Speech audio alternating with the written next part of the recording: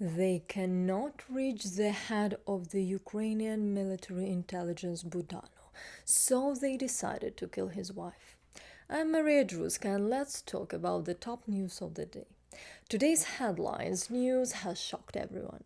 Mariana Budanova, the wife of Kyrylo Budanov, was poisoned with unknown substances, and Russian special services are suspected of being involved. Surprise! What? An attempt to kill Budanov's wife? Budanov, the youngest lieutenant general in Ukraine, Budanov, who oversees all imaginable and unimaginable operations of military intelligence, did they think that they could just get away with this? Andriy Yusov, a representative of the Ukrainian Defense Intelligence Directorate GUR, told the BBC Ukrainian service that Mariana Budanova was poisoned with heavy metals and is now undergoing a concluding course of treatment. Yusuf also mentioned that several GUR employees have mild poisoning symptoms, but he did not specify the exact number. Since Budanova's wife is small and lightweight, the poisoning manifested in her more quickly. It has also been confirmed in several other employees, but they are larger and didn't notice anything at first, but they are also receiving treatment now, Yusuf explained. According to anonymous sources in the media, the poison was likely added to Budanova's food. These substances are not used in everyday life or military operations. Their presence may indicate a deliberate attempt to poison a specific person, noted the GUR representative in a statement to Babel. The GUR representative promised that the more details would likely be available by the end of the week. It is unknown whether the target of the poisoners was GUR personnel, Budanov's wife, or the intelligence chief himself. Former head of the GUR, Valery Kondratyuk, told the Patriots of Ukraine media that mercury and arsenic were found in the body of Budanov's wife, Mariana. I have confidential information that was not known before. Poisoning occurred with heavy metals. During the analysis, metals such as arsenic and mercury were detected, he said. In addition, high-ranking intelligence officers responsible for operations in Russia were also poisoned, he added. Budanov's wife is not a military target, guys. She's not the same Budanov who has already faced numerous assassination attempts. In fact, the occupiers have previously attempted to kill both Budanov himself and his wife when they shelled the GUR building on Rybalsky Island twice in March 2022 and May 2023. As reported by Washington Post, based on information from Budanov's close circle, he has survived at least 10 assassination attempts. Of course, Budanov is a coveted target for the Kremlin. However, this young woman was neither a propagandist nor a soldier. As Budanov himself stated in one of his interviews, she was teaching legal psychology at the Ministry of Internal Affairs Academy. Can you feel the difference? By the way, watch my video about Budanov later, where I talk about his wife Mariana and his personal life.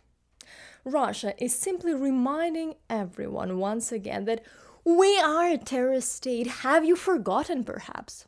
If they can't kill with missiles, they will use all other methods, and they don't care about the rules or customs of warfare, women's, children, everyone else. They stood the lowest level by targeting relatives. What's next? Children? Grandmothers? Grandfathers? As we know, these are not new Russian special operations. Poisoning and toxins have already been a major hallmark of Soviet intelligence agencies dating back to the days of the Soviet Union. Now, on to other news. Ahead of the Russian presidential election scheduled for March 17, 2024, the Russian authorities have ordered the intensification of forced passportization in temporary occupied territories of Ukraine.